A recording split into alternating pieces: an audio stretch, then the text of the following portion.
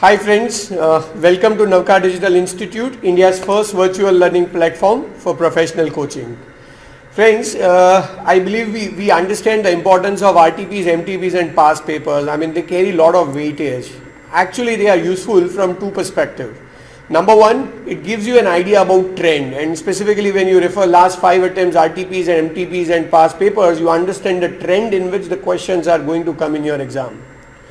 And more important, after preparation, when you solve RTP, MTPs and past papers, it boosts your confidence, because RTP, MTP and past papers are the ideal papers, or rather the actual papers which have been either asked in exam or has been released by ICI, that they are something, this is something which is what they are going to ask in your exams. But you know friends, where the problem is, like they have released one of the RTP in May 18. Now when May 20 students are referring those RTPs, the point is, what about the amendments? What about the changes? What about the components which has been modified? You know, in India, a lot of faculties have released lectures of RTP May 18, but they have recorded that at that time when RTP of May 18 actually was issued by ICI. Friends, that's where Navkar, the NDI, is taking an initiative. What we are doing is, respective RTPs and MTPs, we are amending as per the relevant attempt, and now we are in process of releasing the amended RTPs and MTPs. So today, when in June 20 I am recording the RTP, I am obviously recording RTP of May 20, but I am also recording RTP of May 18 as amended for June 20 attempt, or let's say as amended for November 20 attempt. So I hope you understand the importance of amended RTPs and MTPs, and for that you can rely only on one institute, and that is NDI, which is Navkar Digital Institute. Yes friends, we are the only one who is providing amended RTPs and MTPs for your attempt. So stay with us, stay home, stay safe and stay healthy. Thank you and God bless you.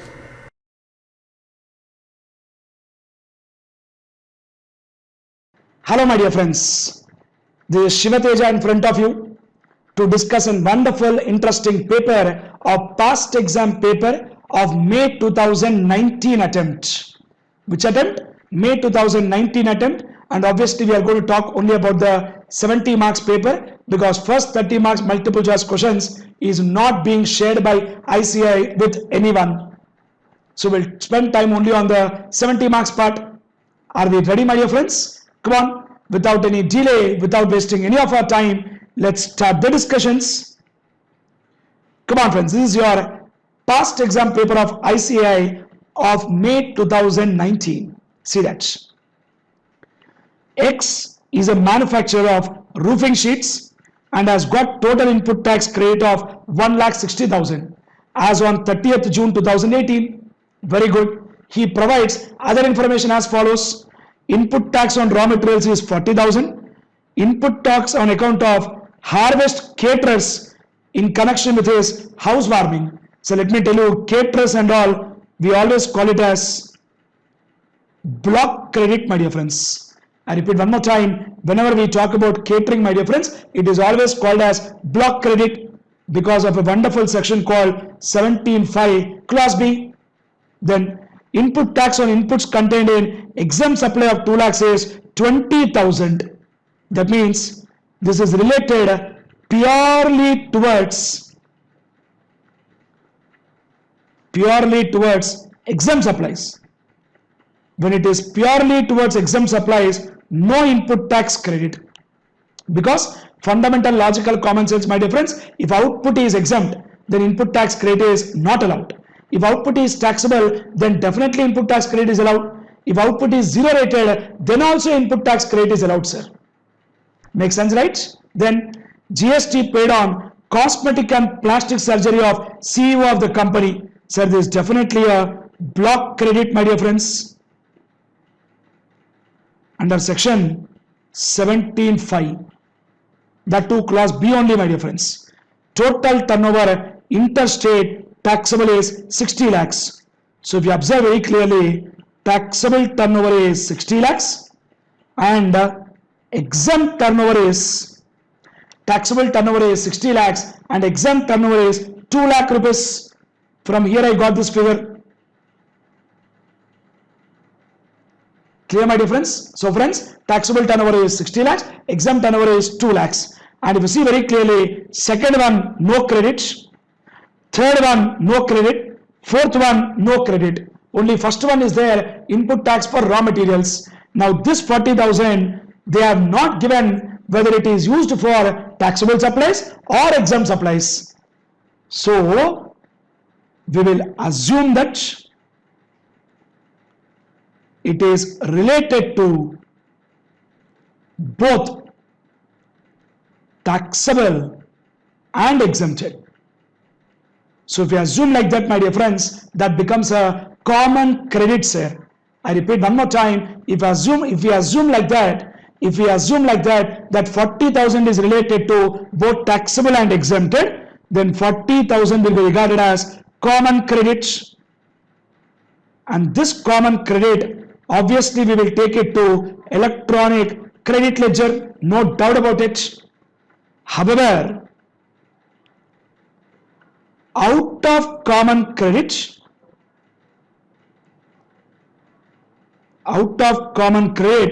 come on friends, out of what credit?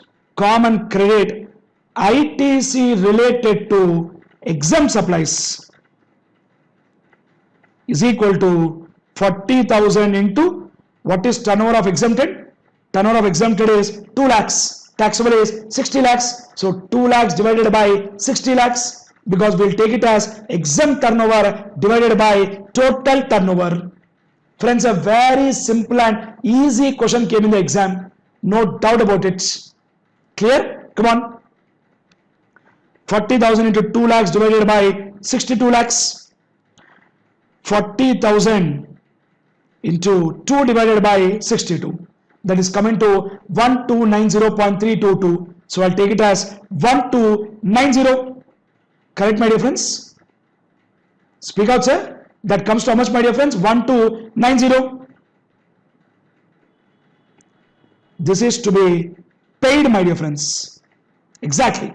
And this concept, whatever I have done here now, is all given by Rule 42, which clearly says that if any inputs and input services are used in relation to both taxable and exempted supplies, then ITC related to exempt supplies will be common credit into turnover of exempt supplies divided by total turnover. That's it. Going back, complete ITC available, already we discussed this, and is what, my dear friends? Output tax liability. What is this turnover, sir? 60 lakhs is this turnover. So output tax will be 60 lakhs into 18%. That is coming to 10 lakhs 80,000. Clear, my dear friends? Speak out. Very good. Come on. Output tax is 60 lakhs into 18%, 10 lakhs 80,000 less input tax credit. What is that we have taken credit on? First 40,000 we have taken credit. And of course, when we talk about this 10 lakh 80,000, my dear friends, to that 10 lakh 80,000, I should also add, to that 10 lakh 80,000, I should also add ineligible ITC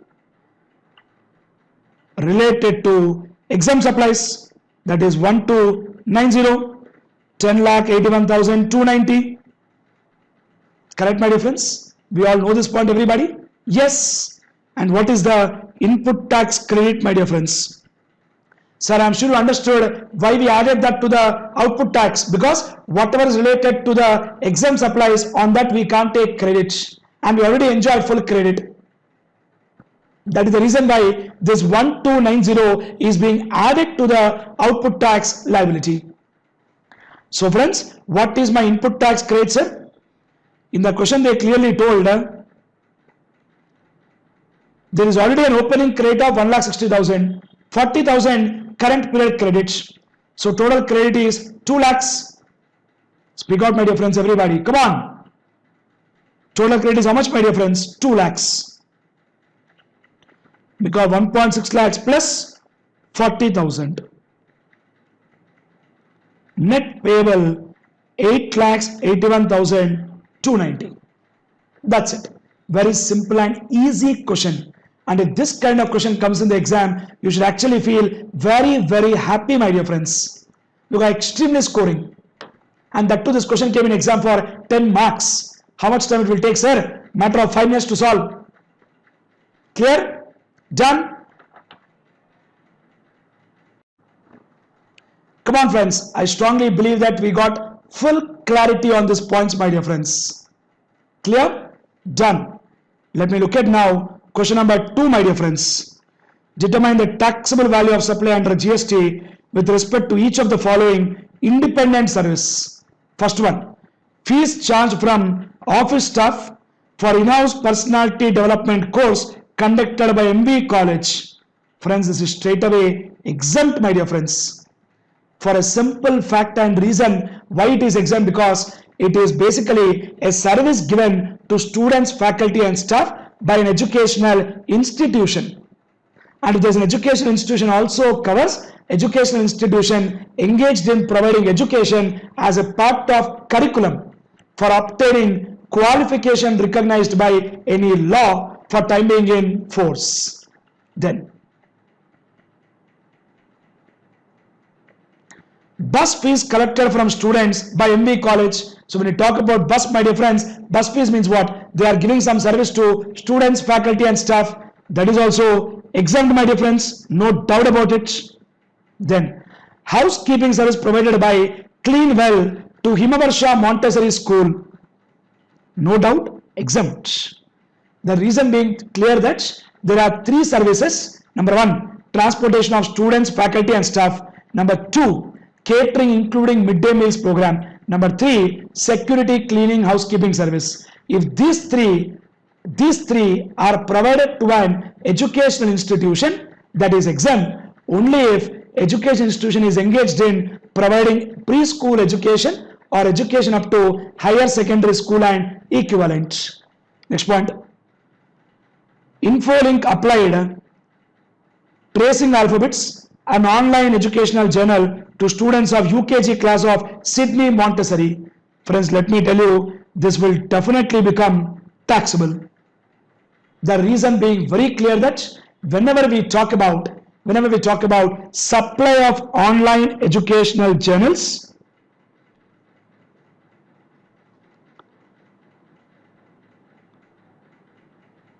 supply of online journals is exempt only if provided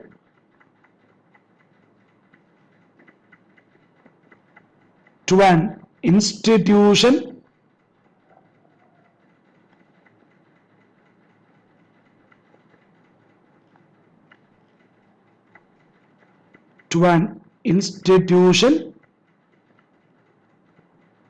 engaged in providing education as part of curriculum,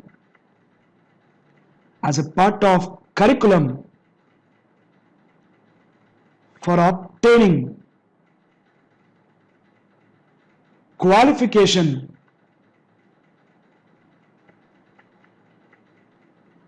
recognized by law. In other words, that too recognized by any law. Recognized by what, my dear friends? Any law. Come on, friends. See that question very clearly.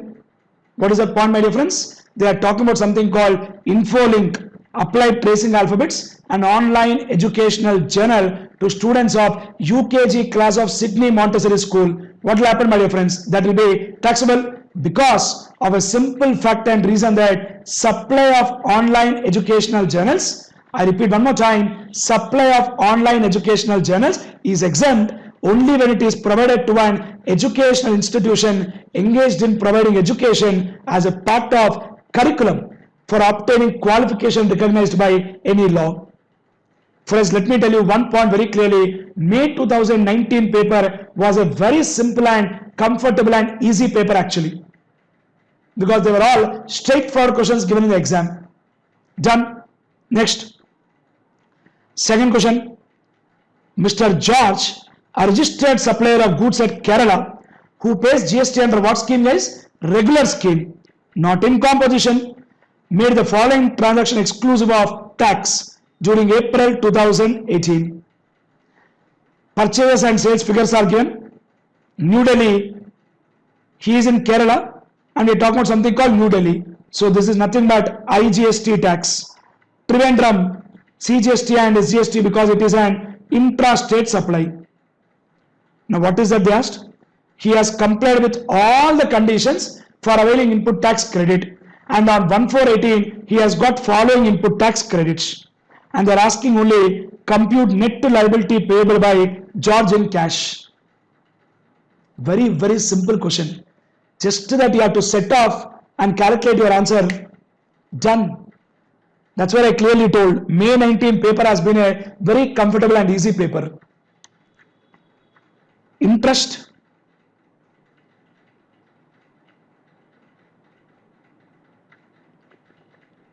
cannot be availed as input tax credit. Penalty, it also cannot be availed as input tax credits. The only thing what we can avail as input tax credit is only what, my dear friends, is only the tax component. Interest and penalty part are never and ever allowed as input tax credits. So friends, what is the credit we have got now? On this 5 lakhs, what will happen, my dear friends? 5 lakhs purchase into 18%, which comes to 90,000. This becomes my IGST credit. And on 2.5 lakhs, my dear friends, CGST 9%, 2,50,000 into 9%, 22,500. CGST is 22,500, SGST also 22,500. So if this kind of questions comes in the exam, that means that you are extremely lucky, because straightforward questions came in the exam. Come on. So if I start calculating the answer, my dear friends, first of all, what is the input tax credit, my dear friends? What is the opening credit, sir?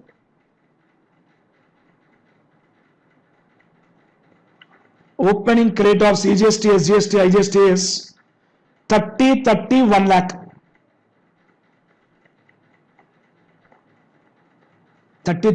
1 lakh.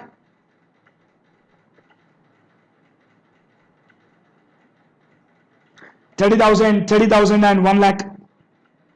30,000, last one 1 lakh. To this I will add current month credits. Current month IGST credit was, how much was the figure? 5 lakhs into 18%, 90,000, and this is 22,500 each. Clear? 22,500, last one 90,000. Come on. 22,500, last one 90,000. 52,500, 1,90,000. And when I try to calculate my net tax, my dear friends, come on, CGST, SGST, as well as last one IGST. Intrastate, what is that we have done, my dear friends? Intrastate we have done 8 lakh rupees sales, 8 lakhs into 9%, 8 lakhs into 9% comes to 72,000, 72,000 CGST, 72,000 SGST. Come on. Intrastate 72,000.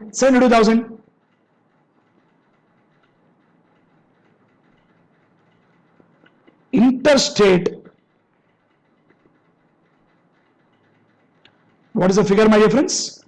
10 lakhs. 10 lakhs into 18% comes to 1,80,000. 10 lakhs into 18%, that comes to 1,80,000, my dear friends. Come on. So that figure is 1,80,000. So my output tax will be 72,000 72,000, 1,80,000. And when I try to adjust my input tax credit, my dear friends, always keep in mind first what credit I have to use is always the IGST credit, because there is a principle given by the law which clearly says that credit of CGST and SGST can be utilized only after IGST credit is fully exhausted. What is IGST credit? 1,90,000. So 180 first I'll use it here. What is the balance? 10,000. That 10,000 I can use it for CGST or SGST in any order or any manner.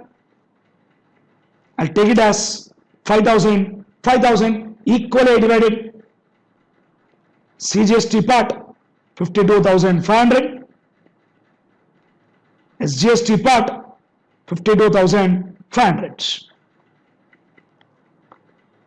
So my net payable is 72,000 minus 5,000 minus 52,500. 14,500, my dear friends. 14,500 is CGST part. 14,500 is CGST part and 14,500 is SGST part. And let me repeat one more point very clearly is that whenever we have IGST credit should be first utilized for output IGST. Then we can use it for CGST or SGST in any order or any manner. That is why when I have got 1,90,000 credit, 180 I utilized and the balance 10,000 I divided equally between CGST and SGST. 180 I utilized, balance 10,000 I divided equally between CGST and SGST. That's it. That is the story of this wonderful problem, my dear friends.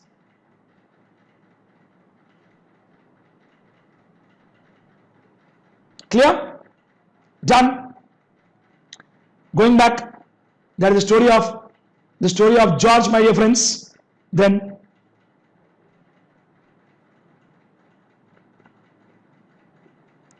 second question, second bit, B bit. Determine total duties, duty, tax and cess payable under Customs Act if Mr. Rao imported rubber from Malaysia at a landed price of 25 lakhs.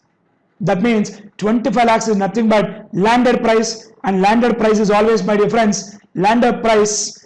Generally landed price always means assessable value, nothing but CIF.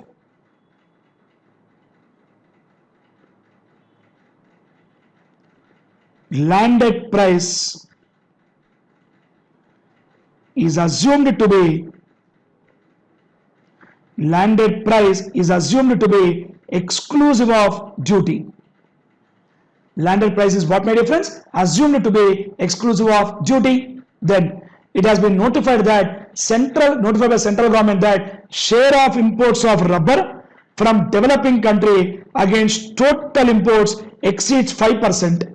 And the safeguard duty is 30%. So one point very clear, let me tell you, sir, whenever we import in huge quantities in India, in order to protect the Indian domestic market, central government will impose one duty called safeguard duty. However, safeguard duty will not apply if the articles are imported from developing country and the share of imports does not exceed 3% of total imports. But here in this particular case, it is 5%. When it is 5%, then definitely safeguard duty will come. Safeguard duty 30%, IGST 12%, finally BCD 10%. Please understand, my dear friends, I'll repeat one more time. Whenever goods are imported in large quantities into India, and in order to protect the Indian market, where they feel that there is a threat to Indian market or Indian industry, government imposes one duty called safeguard duty. And in safeguard duty, one special point what we have is that if the articles are originating from developing country,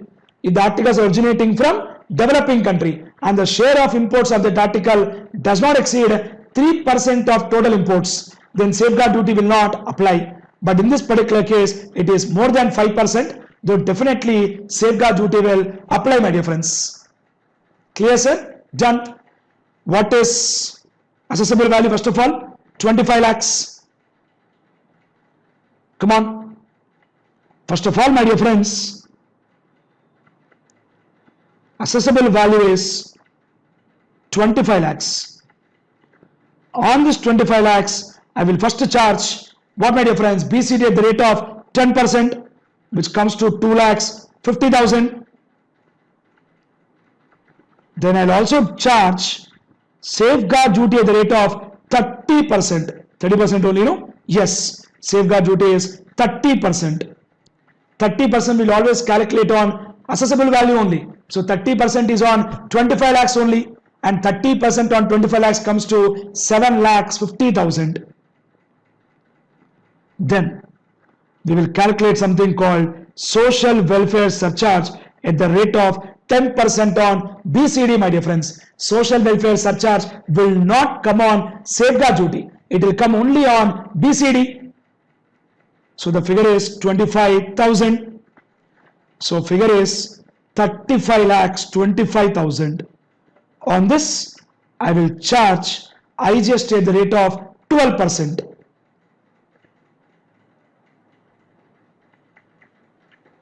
Four lakhs 23,000. How much is IGST, my dear friends? 4 lakhs 23,000. That's it. Therefore, total duty payable is BCD plus SWS plus safeguard duty plus IGST. So 2.5 plus 7.5 comes to 10 lakhs, 10 lakhs 25,000 plus 4 lakh 23,000.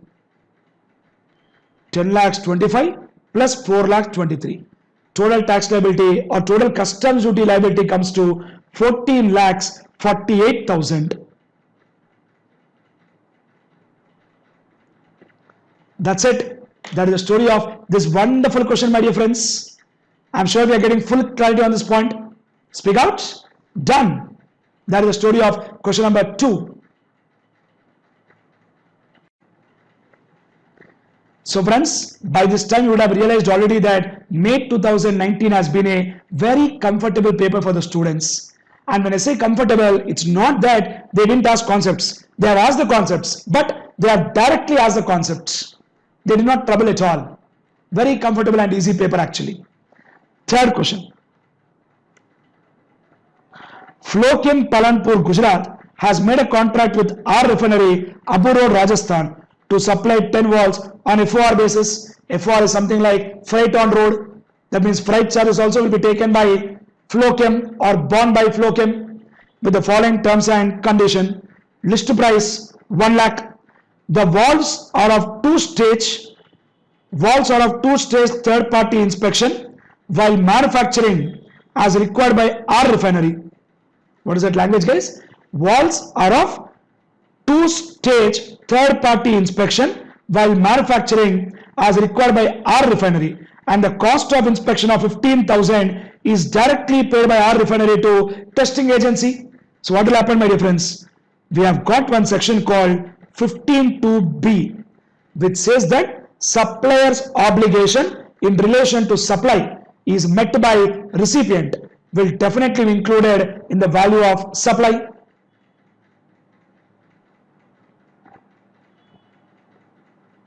Next, as per the terms of the terms, special packing is to be done as required by our refinery. That also will add because of 15(2)(c.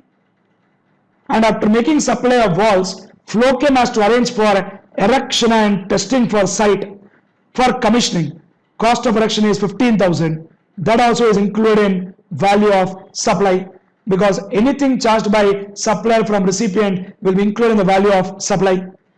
Supply was dispatched with tax invoice on 20th July, which reached the destination Abu Road on 21st July. Lorry freight 5,000 has been paid by our refinery directly to lorry driver. But tell me one point, who was supposed to pay that freight charges? That freight charge was supposed to be paid by Flochem, because contract is on FOR basis. That means freight is to be borne by Flochem only. But who paid that freight? Who paid the freight is our refinery. So this 15,000 also we will add to value of supply because of section 15(2)(b). Because 15(2)(b) clearly says that supplier's obligation in relation to supply met by recipient. Supplier's obligation in relation to supply met by recipient will be included in the value of supply. Clear, friends? Done. Next, assume that CGST SGST rate are 9% each and IGST is 18%. There are opening ITC of 20,000, 20,000. All the given amounts are exclusive of GST.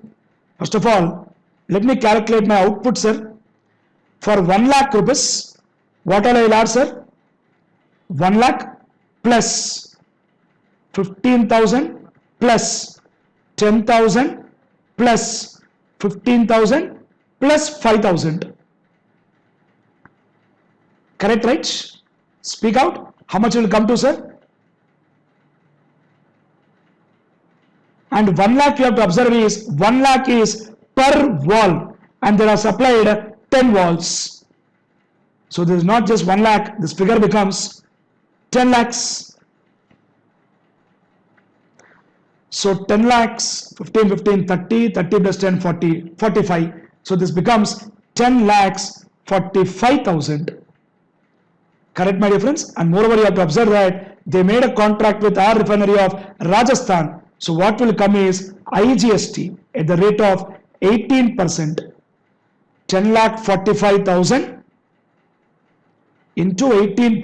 That's come to 1 lakh 88,100. 1 lakh 88,100. 1 lakh 88,100 will become my output tax liability. Getting clarity, friends? Speak out, sir. Exactly. Come on. Story does not end here. Now see. So that figure of 1 lakh 88,100 what we got is nothing but our output tax. Now let's look at our input tax credit, my dear friends. First one. It has acquired services of works contractor to erect foundation for fixing the machine to earth. On this, my dear friends, definitely ITC is allowed, my dear friends, because generally we can't take credit for works contract services in relation to immovable property. However, credit is allowed for works contract services in relation to plant and machinery. That's why credit is allowed. Next, it has laid pipeline up to the gate of its factory to bring the water to the factory for the purpose of production facility. So one point let me very clearly tell you, sir. Works contract service for construction of immovable property, credit is not allowed. However, credit is allowed in two cases. Number one, works contract service taken for output works contract. Number two, works contract service in relation to construction of plant and machinery. But plant and machinery does not include, number one, land, building, civil structure. Number two, telecommunication towers. Number three, pipelines laid outside the factory. You can see here, pipeline laid up to the gate of factory. Well, up to the gate of factory, what does that mean? It's outside the gate of factory. So what will happen, my dear friends? What will happen? It becomes blocked under section 17(5) clause C, my dear friends. Next, for smooth and convenient communication purpose in the factory, it has installed a telecommunication tower of mobile company which have been provided to staff for factory work. Telecommunication towers. What will happen? Blocked. Just now I told this point. Then, company has entered into agreement with travel company to provide travel facilities to its employees for providing home travel facility when they are on leave. Friends, this is also a blocked credit. Moreover, it's blocked under a section called 17(5) clause B. But they told one point, if it is obligatory for the employer, otherwise, if it is a statutory obligation, if it is what obligation? Statutory obligation, then credit is allowed. but nowhere in the point they told that it is a statutory obligation. Next line. It has entered into an agreement with Fitness Center for providing service for its employees for their wellness after office hours. Friends, let me tell you, this is also a block credit under section 17(5) clause B. So question is completely based on block credits only. Workout GST liability, already done. Blocked. First one only allowed. How much is that? 5,000, 5,000. Opening already I had 20,000, 20,000. So total becomes 25, 25. What is payable? 1,88,100. Come on. Output tax 1,88,500 less input tax credit CGST 25,000, SGST 25,000. So balance payable is 1,38,100. That becomes my net GST liability. That's it.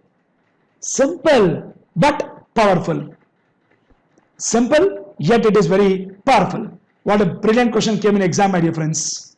I'm sure we can do that in the exam, my dear friends. Speak out, sir. Very, very interesting and wonderful problem. Then, B bit, come on.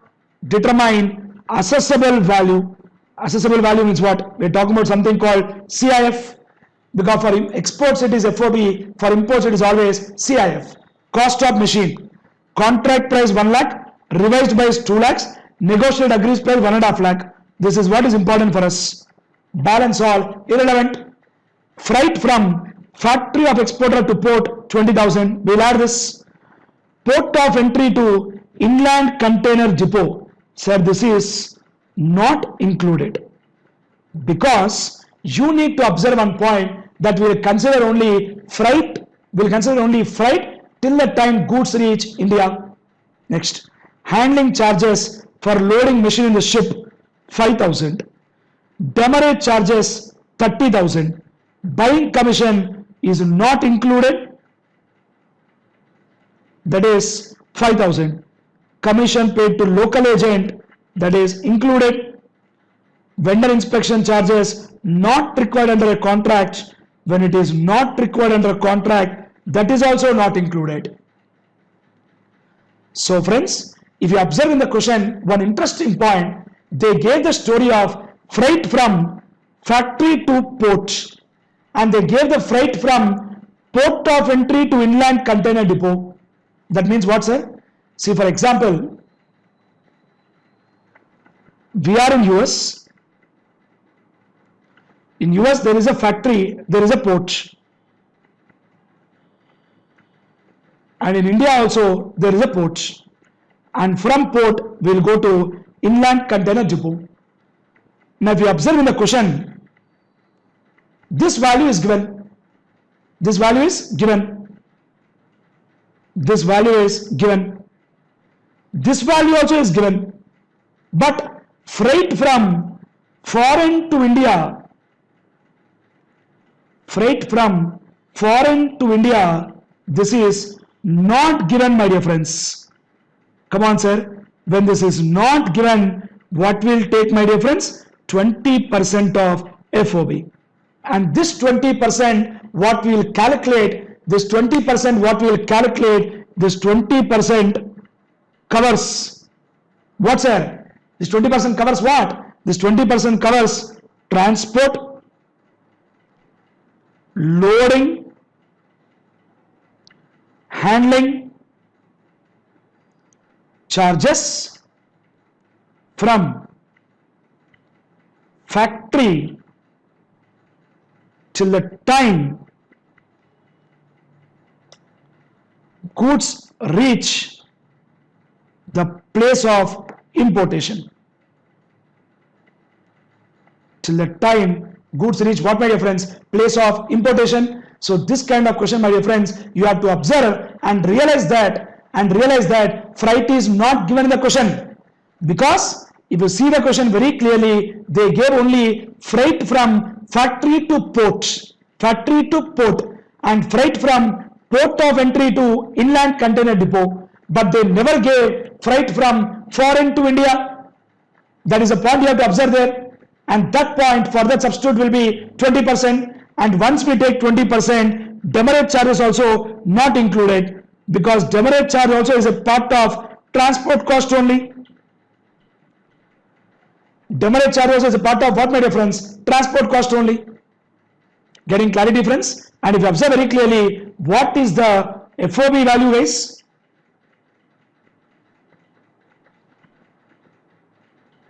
Come on, friends. So, friends, what is the FOB value, my dear friends? FOB value is nothing but 1,50,000. To that, I will also add 20,000. To that, I will also add 5,000. And also commission paid, that is also there, 1,000. Total figure 150 plus 20 plus 5 plus 1,000. 170, 1,76,000. 1 lakh, what, my dear friends? 76,000. That becomes my FOB value, and that is relevant to calculate my freight charges. Getting clarity, friends? Sir, I want you to understand very clearly that in the question, the freight from foreign to India is not being given. That point you have to catch in the question.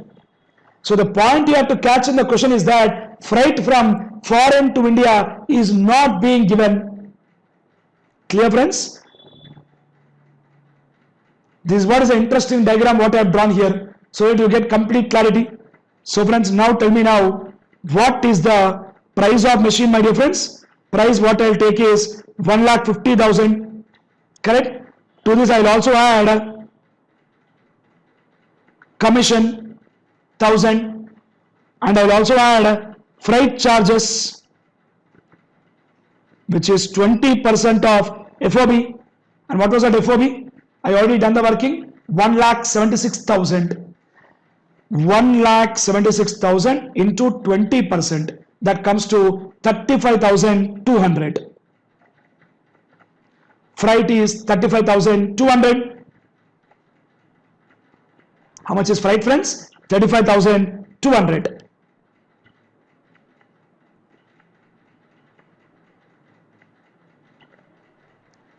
$35,200. And when I talk about insurance,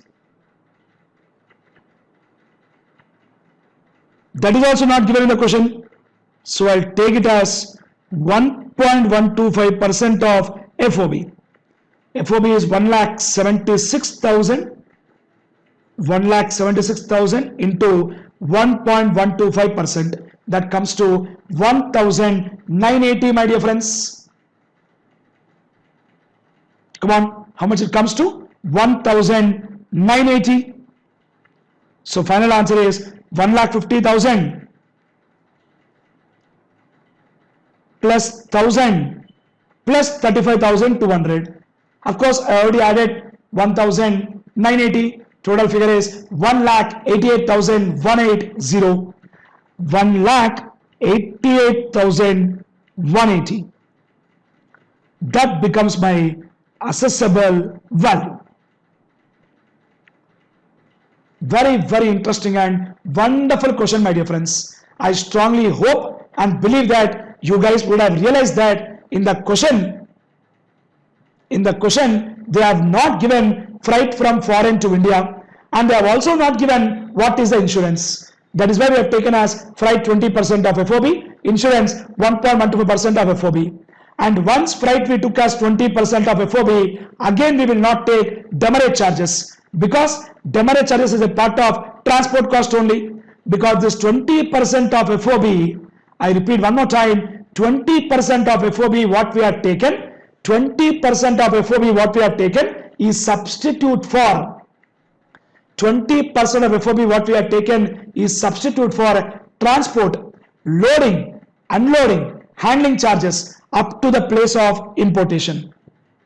Clear, friends? Because the 20% covers transport, loading, unloading, handling and any other charges up to the place of importation, and demurrage charges is a part of transport cost. Are we clear with this point, friends? That's it. That is the story of this wonderful question. This question, they twisted left and right in the exam. Not every question will be straightforward. If everything is straightforward, what you will do in the exam then? Some questions, definitely they'll twist around and play around, on which you can't take any chance. Are we clear with this? Fantastic. A very brilliant and wonderful problem, my dear friends. That is the story of question number 3, sir. Come on, friends. Now, let me look at question number 4, my dear friends. Y Limited provides the following details of September 2018 for computation of refund claim under Rule 89.4. Compute eligible claim under said rule, assuming that other conditions are fulfilled. What is the opening balance of ITC? 5 lakh rupees. Very good. Then ITC availed during the period is 25 lakhs, which include the claim for refund made of 5 lakhs eligible under Rule 89.4A and 4B. So this 5 lakhs is not considered for refund calculation, because we have something called 89.4A and 4B which talks about deemed exports. In that case, we can't take refund under a GST law like this. Clear, friends? So from 25 lakhs, I'll reduce what? 5 lakhs. Speak out. So therefore, my net ITC will be 20 lakhs only. My net ITC is how much, sir? 20 lakhs only. Then, zero rated supplies made during the period without payment of tax under bond or annuity, which includes supply of 1 crore made for which refund claim made under 89.4A 4B. So this will be ignored. So out of 6 crores, I'll reduce 1 crore and I'll take the balance as only 5 crores. And supply of goods other than zero rated supplies is 3 crores. Getting clarity, friends? Come on, speak out. So when I talk about what is my refund eligible, my refund eligible will be, what is the input tax credit? 20 lakhs into 5 crores divided by 8 crores. That's it. 20 lakhs into 5 crores divided by 8 crores, which comes to 12 lakhs 50,000. That's it, my dear friends. Because when we talk about calculation of refund, we will not consider supplies under 89.4A and 89.4B, because they are regarded as deemed exports and they are not eligible for refund under this particular rule. Clear? Makes sense, right? Pretty simple question. And opening balance of ITC is not considered. We will consider only for ITC for that period.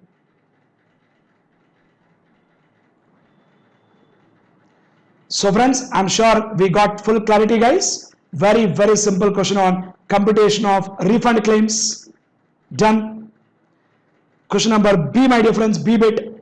XYZ carries goods from Vadodara to Pune valuing 80,000, which is chargeable to tax at 18% IGST, my dear friends. And in transit, proper officer intercepted under section 68 and found the contravention. Compute penalty payable if XYZ comes forward, XYZ does not come forward. Friends, let me very clearly tell you that when we talk about section 129, 129 deals with detention and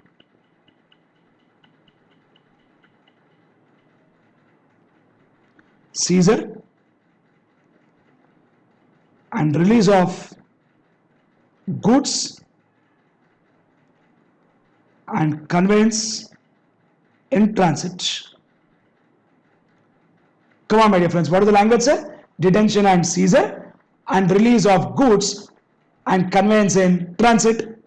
In this, my dear friends, what they told very clearly is that penalty is if owner comes forward, then penalty is 100% of tax. Penalty is what, my dear friends? 100% of tax. So if you see in this question, what is the tax actually? 80,000 only, right? Exactly, 80,000 into 18%.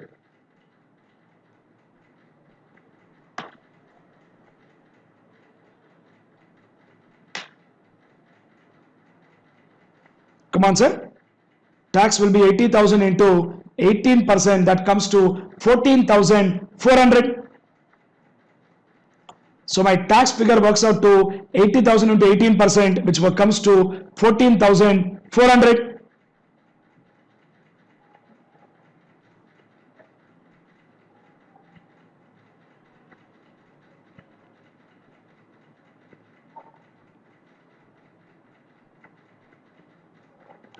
Therefore, penalty will be 14,400. And friends, to give you clarity of thought, there is one more point which says that if the goods are exempted goods, then the penalty is 2% of value or 25,000, whichever is lower. For the sake of clarity, I am telling that point. Other side, owner does not come forward. Friends, let me tell you, if owner does not come forward, penalty is 50% of value plus 50% of value. Why I wrote both? Because generally, my dear friends, let me write here, penalty is 50% of value minus tax charged thereon. And this word called 50% of value is given under CGST Act, my dear friends. And in this particular question, we are referring to IGST. So when it's IGST, my dear friends, my penalty will be turning out to 100% of value minus tax, which is 80,000 minus 14,400, which comes to 65,600. Getting clarity, friends? I have doubled the figure because we are referring to IGST Act, because in CGST Act they told that, I repeat one more time, because in CGST Act they told that, penalty is 50% of value, and we are talking about IGST Act. So when we are talking about IGST Act, penalty will become 100% of value. So when you are talking about IGST Act, penalty will become 100% of value. I hope we are getting clarity on this point. Speak out, my dear friends. Come on, sir. So if owner comes forward, what is the penalty? If he comes forward, penalty is 100% of tax. And if it does not come forward, 50% of value minus tax charged. But 50% of value is given under CGST Act. So when we talk about IGST Act, figure will automatically get doubled. That's the reason why we took 100% of value.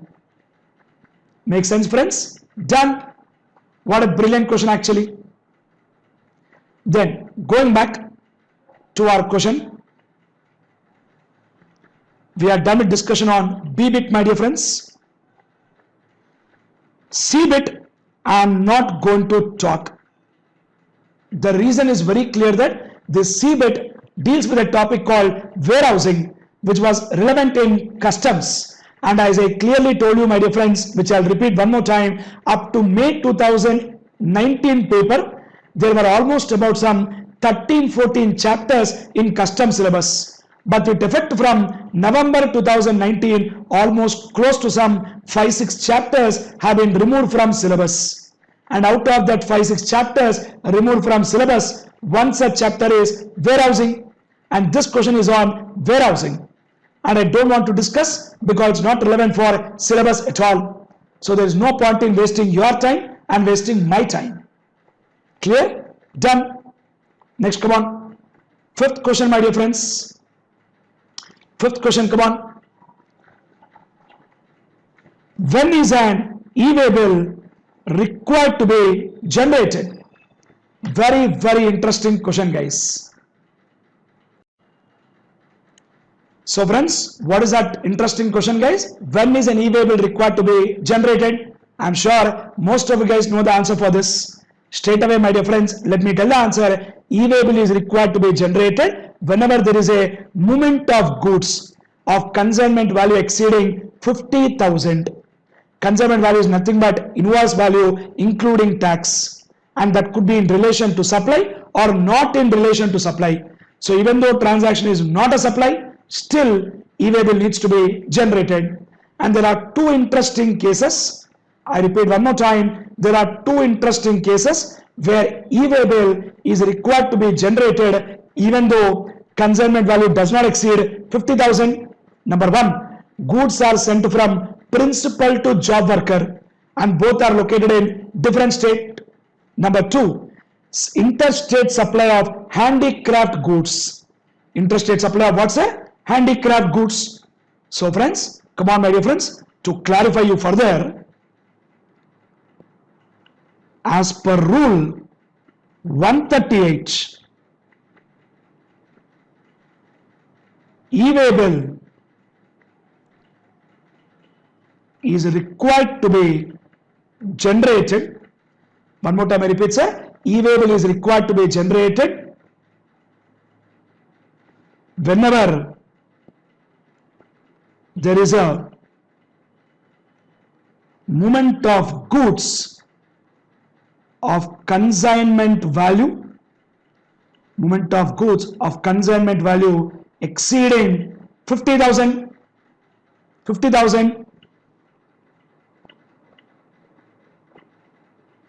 in relation to supply or other than supply. So even though a transaction is not a supply, still e-way bill is required to be generated. Clear my dear friends? An interesting point is that there are two cases where e-way bill is mandatory irrespective of value, my dear friends. There are two cases where e-way bill is mandatory irrespective of value. Number one, principal to job worker. Principal to job worker located in different state. Principal to job worker located in different state. Second, interstate supply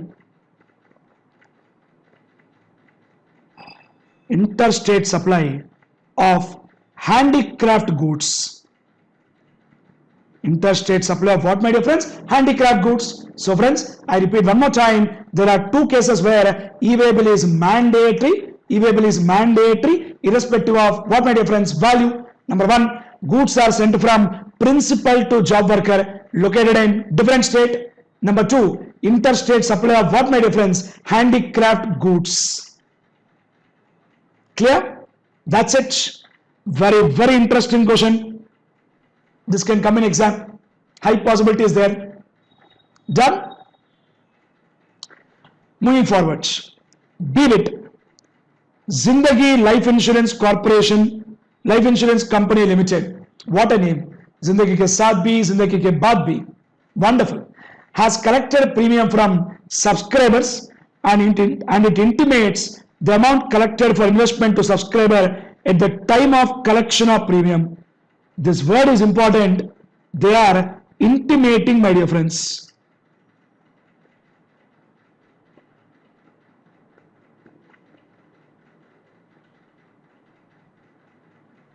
They are what, my dear friends? Intimating. That's important. Then, during the month of September, it has collected following receipts. You are required to compute value of supply.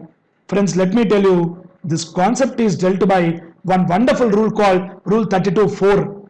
In case of risk cover, they told entire premium. So risk cover, what is the answer, my dear friends? For risk cover, it is entire premium.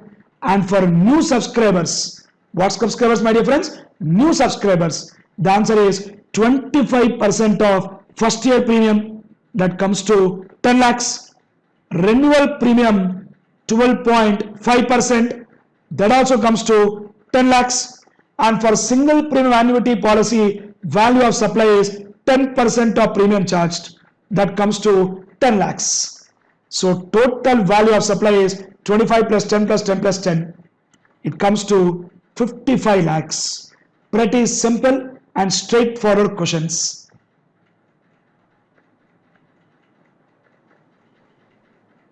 Clear, sir? Everybody, my dear friends, because always keep in mind, for risk cover policy, always the answer is entire premium, and new subscribers, it is always 25% of first year premium, renewal premium 12.5% of second and subsequent year premium, and for single premium annuity policy, it is 10% of the premium charged.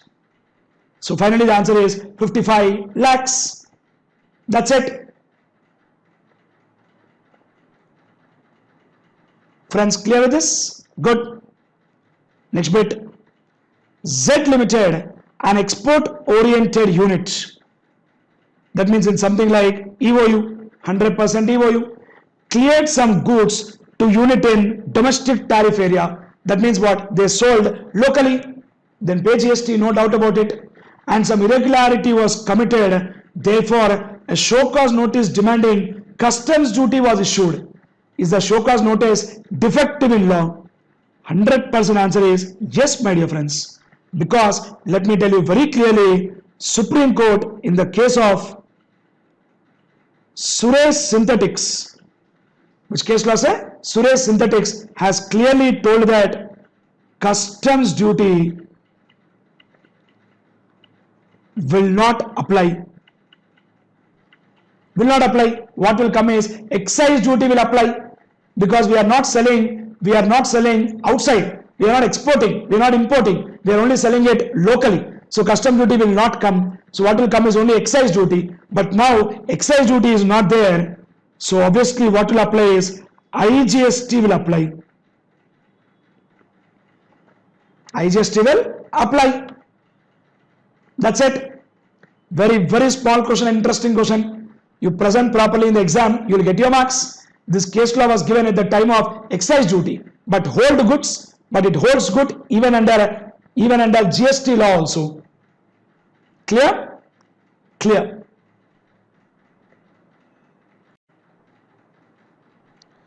Finally, looking at sixth question, my dear friends. In fact, the last question of this particular paper. See that, come on. Supplier opting for composition levy need not maintain certain records. What are those records? So let me tell you very clearly, whoever is in composition levy, they need not maintain stock records, and they need not maintain records related to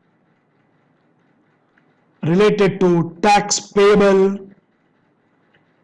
input tax credit, tax payable, input tax credit, details of tax invoices, details of credit note, debit note, all the details they need not maintain, my dear friends, because they're already in composition scheme, and we all know that composition scheme persons are those persons who directly pay output tax and they do not take any input tax credit. Getting clarity, friends? Speak out. And when I say stock records, I'm talking about stock supply or stock receipt, or maybe any goods lost or stolen, or any raw materials, finished goods, all that stock. Clear, my dear friends? All of us done. Next, enumerate any 4 orders against which appeal cannot be filed.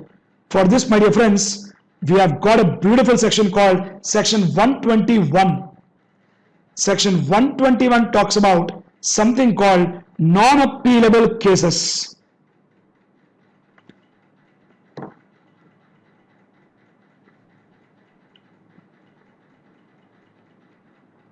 (127) 121 talks about non-appealable cases or non-appealable orders. There are 4 points in this on which appeal cannot be filed at all.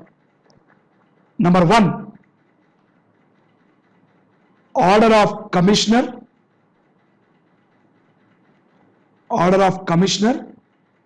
or any other officer. Order of what's a commissioner or any other officer empowered to direct. Order of commissioner or any other officer empowered to direct transfer of proceedings. To direct transfer of proceedings from one officer to another officer? Exactly. Come on, friends. What are the first point, sir? Order of commissioner. Order of what? Commissioner or any other officer empowered to direct transfer of proceedings from one officer to another officer. Second, order related to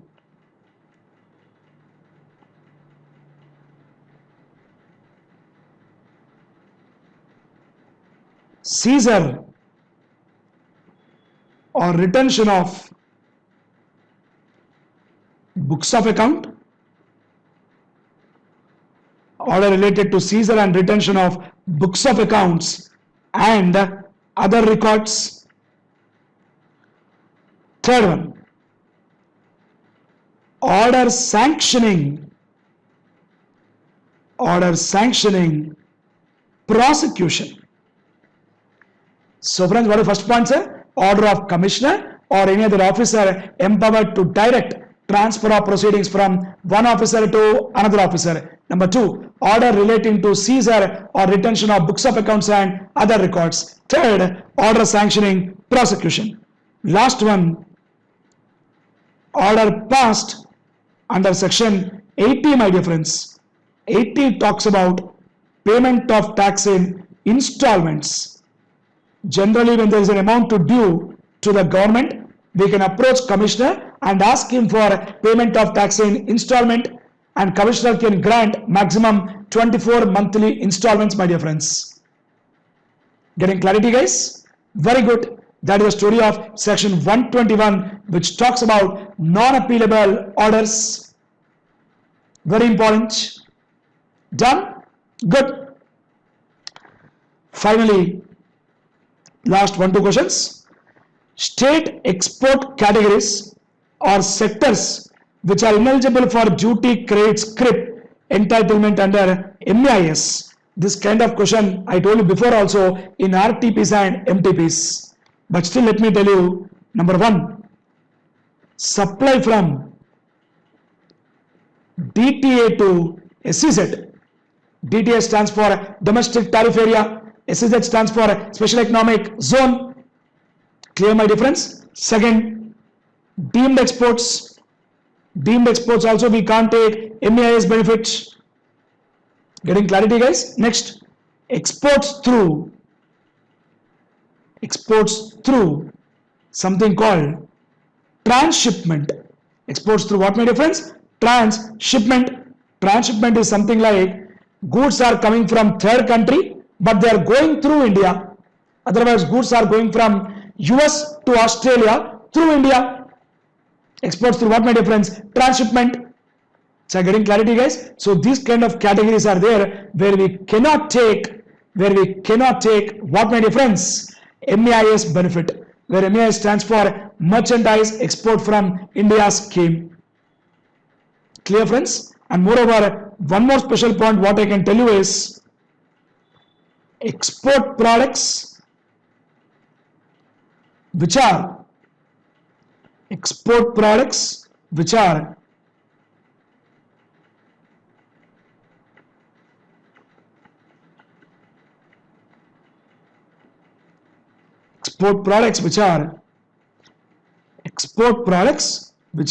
subject to minimum export price. Export products which are subject to minimum export price. Minimum export price or export duty. So friends, what is the point, my dear friends? Export products which are subject to minimum export price is subject to what, my dear friends? Minimum export price or export duty. Clear, my dear friends? Exactly. So friends, what are the points we wrote? First one, supply from DTA to SEZ, deemed exports, exports through transshipment, and next point, very interesting, export products which are subject to minimum export price. Export products which are subject to minimum export price or export duty, my dear friends. Then Another point what I can add is exports made by units in FTWZ, and FTWZ stands for Free Trade and Warehousing Zone. Free trade and what, my dear friends? Warehousing zone. So if those units are doing exports, then they can't take this benefit of MEIS scheme, my dear friends. Clear? That's it.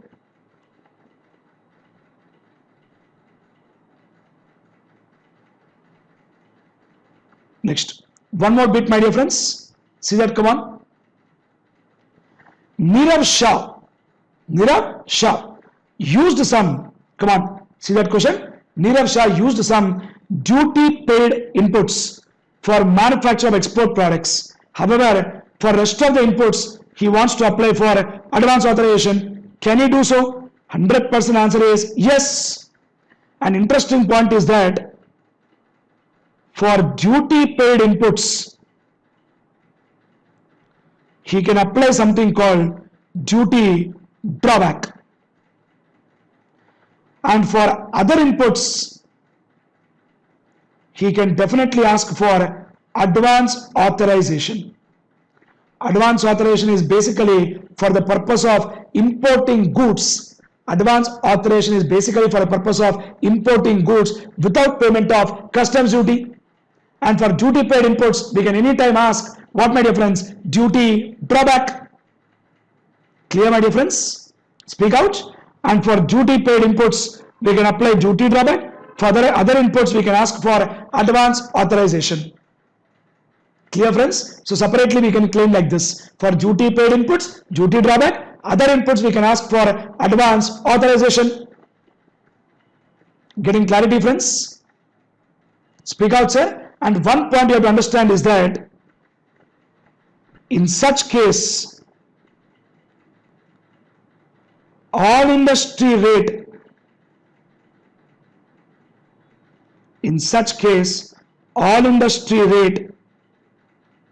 will not apply, and manufacturer has to get special brand rate from commissioner. He cannot go for all industry rate, but he has to ask for special brand rate. And why he has to have special brand rate? Logical point is very clear, because all industry rate we can't apply because entire inputs are not duty paid inputs. Some inputs are duty paid, other inputs are in advance authorization. That's it. This is the story of this wonderful question, and this is the story of this wonderful paper, my dear friends, of May 2019. Pretty simple and pretty easy. Something which was easily doable and gettable. And lot of our students were there in this attempt who have got almost more than 70 plus and 80 plus also. November 19 paper, many were there who got 60s and 70s. Some papers will be like jackpot, which will allow you to cross the border of 80s and 90s also. Clear, friends? Done. That's it. That is the story of this paper of May 2019, my dear friends.